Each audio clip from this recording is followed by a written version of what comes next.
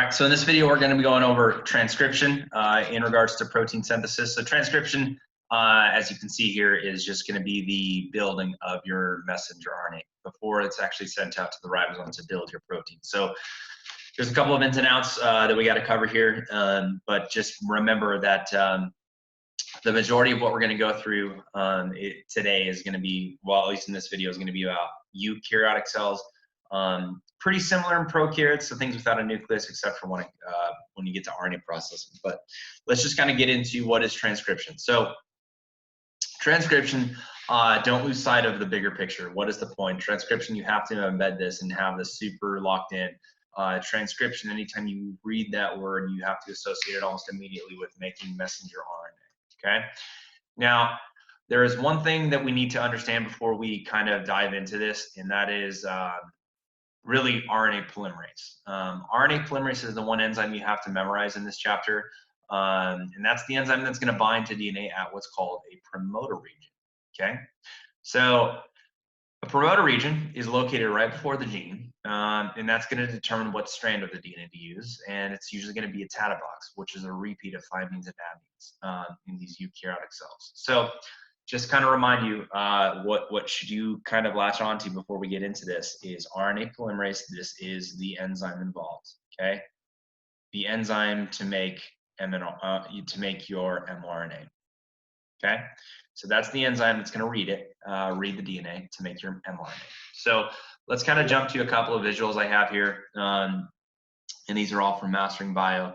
So let's look at this one first. So I want to say I have this one on RNA synthesis. So a few things about when you're building your RNA sequence. Let's take a quick brief overview here. And I like this visual because when you let this play, I'm not going to play the whole thing, but there are a few interesting things about this that you should at least kind of appreciate. So what they're showing you here is that we have a chromosome, and on this chromosome, they have it color coordinated that there's multiple genes here, okay? So we're looking at this gene, this red gene. Now notice that this region right here is called the transcription region. Right before it, I have a promoter region. So this is the gene that has the stuff that I actually have to read and make. But right here is the promoter region. So you want to think of the promoter region as, well, where does your enzyme know where to bind to? Where does RNA polymerase know where to bind to? That's at your promoter region. So the promoter region is always right before the actual transcription region. Now, here's your enzyme RNA polymerase. It just has to bind a little bit before your transcription region. So it's going to bind to your promoter, and that's what's being shown here. So it's a really nice overview of what's happening here. So once RNA polymerase binds to your promoter region, then it's locked in and it can actually read all the good A's, T's, C's, and G's that are needed to be read, right? So notice that it opens up. It's just one enzyme, so nice and easy here to memorize. You only have to memorize the RNA polymerase.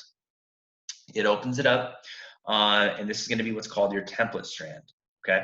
So the template strand is referred to as the DNA strand that RNA polymerase is actually reading. So you can see as RNA polymerase moves over, don't worry about where the nucleotides come from. They're just there. Know that you have an abundance of them, but you're actually sequencing it out and you are building your mRNA template. So you're reading through this, and it follows that same rule. The 3 is free. If you don't know what I'm talking about, go back and watch my previous videos. You can only add nucleotides on that 3' end. So this is showing you in an up-close version. This would actually be your DNA. It's just showing you that you can still only add nucleotides on that 3' end. So this is your RNA strand.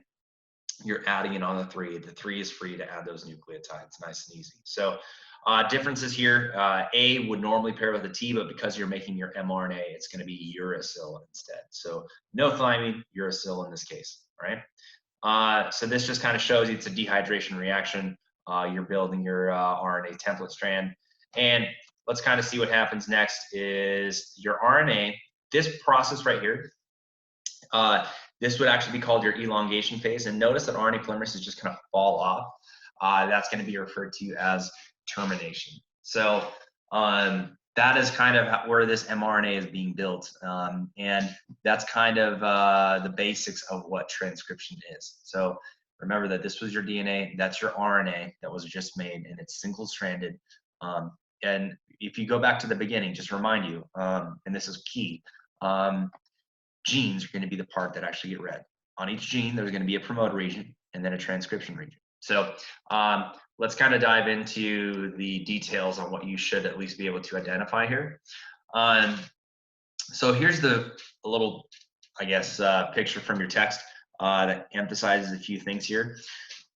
So we can kind of number these, the stages of transcription. The first thing is initiation, then we got elongation and termination. Now, if you just look at the picture, it goes pretty easy, especially after you just saw that video.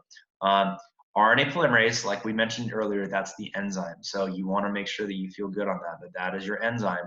It binds to the promoter region. So what's the promoter? Remember, it's right before the transcription region. So this is the stuff that has to get read.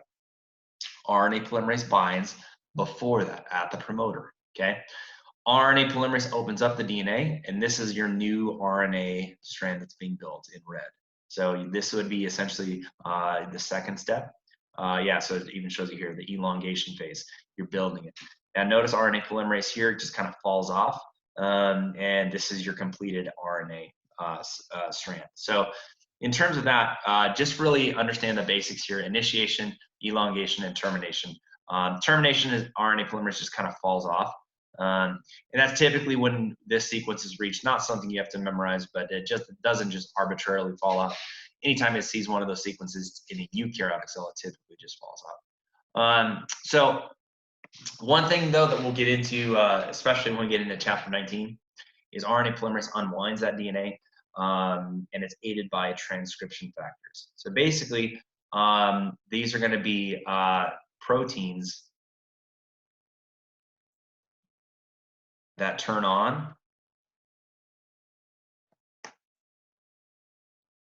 protein synthesis. So when you think of this word aided by transcription factors, it's basically a protein that has to get turned on in order for RNA polymerase to start. So RNA polymerase isn't just going to arbitrarily start whenever it wants to. It has to wait for other proteins to tell it what to do. So they're aided by transcription factors, things like a hormone. It's really big in cell signaling. So basically when a transcription factor gets activated, it's going to turn on protein synthesis. So when you think of this, really it gets a little messy if you aren't careful. So I kind of had this and when I was lecturing to you guys in class. What is a promoter? It's the signal where RNA polymerase is going to bind, okay?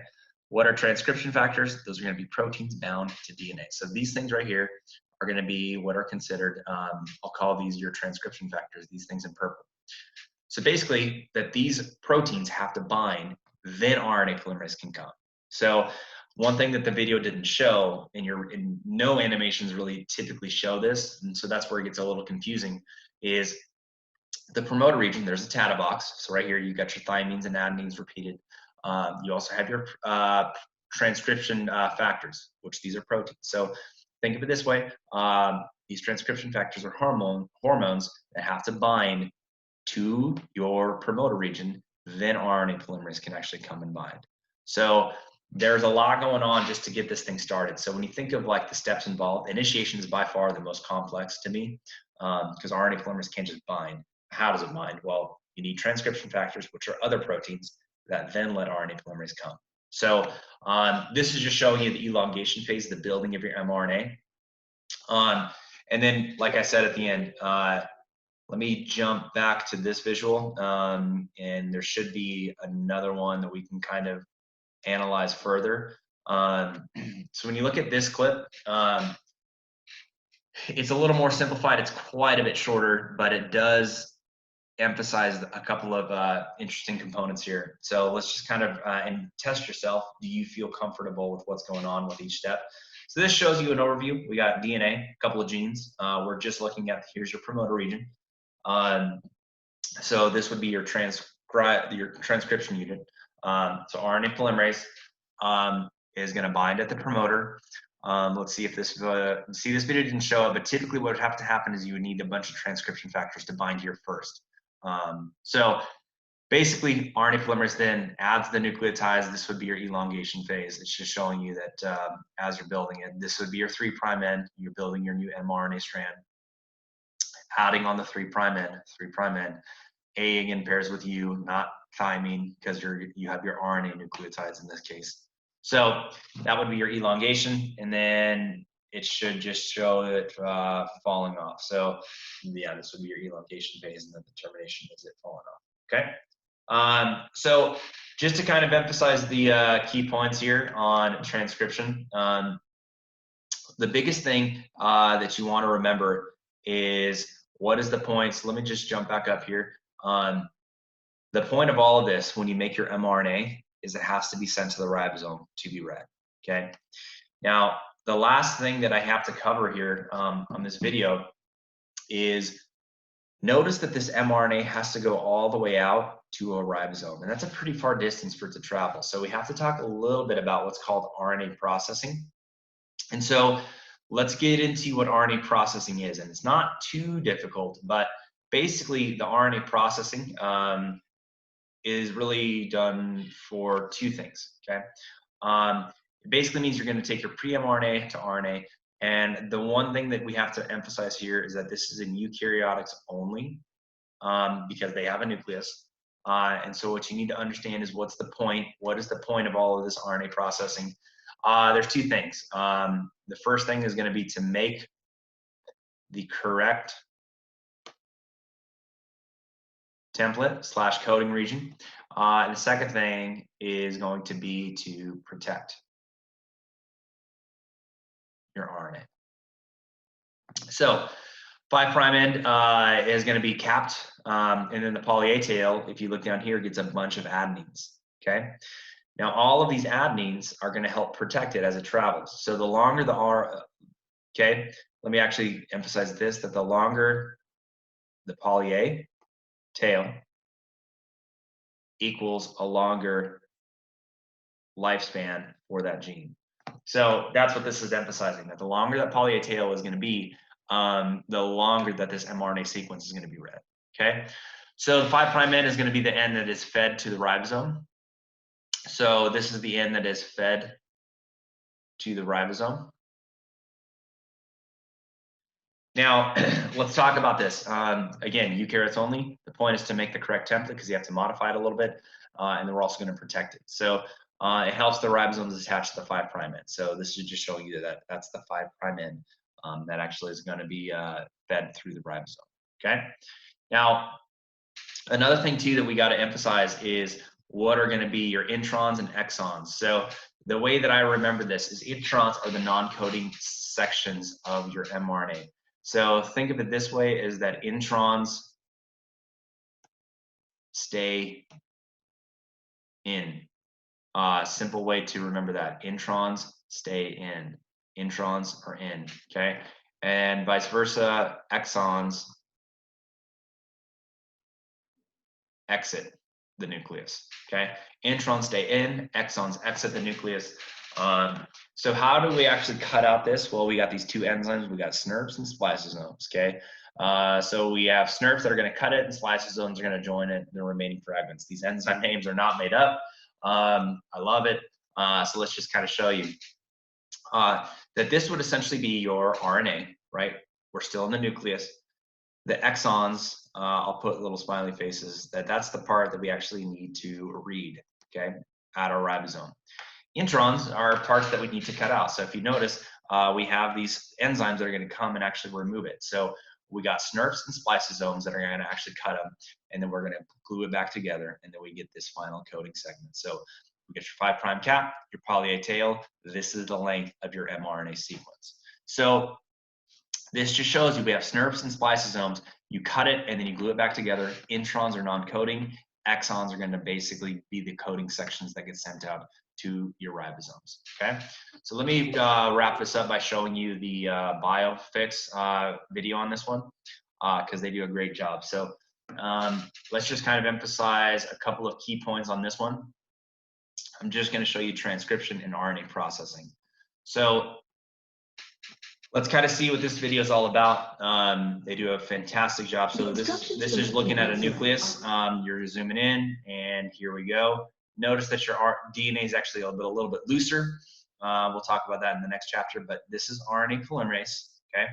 You're adding your new nucleotides here in red. So this is just kind of emphasizing your elongation phase. So you make your mRNA, so you're seeing everything that's going on. Now, the final bit of RNA processing before it gets sent out, look how fast this happens. So you're building your mRNA, right, inside the nucleus. Now, again, eukaryotes only, there would be your 5' cap.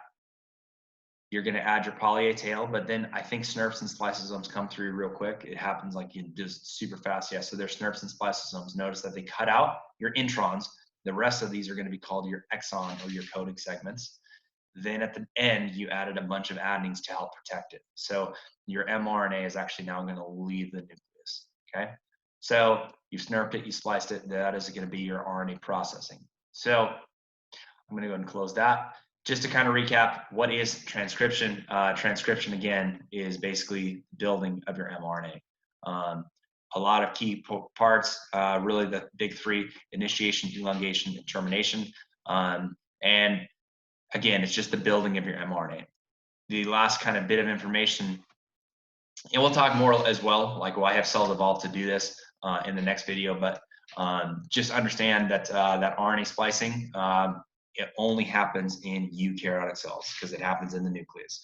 Only eukaryotic cells have a nucleus. That's a big common question. So just understand that. Yeah, that's the transcription, the building of your mRNA.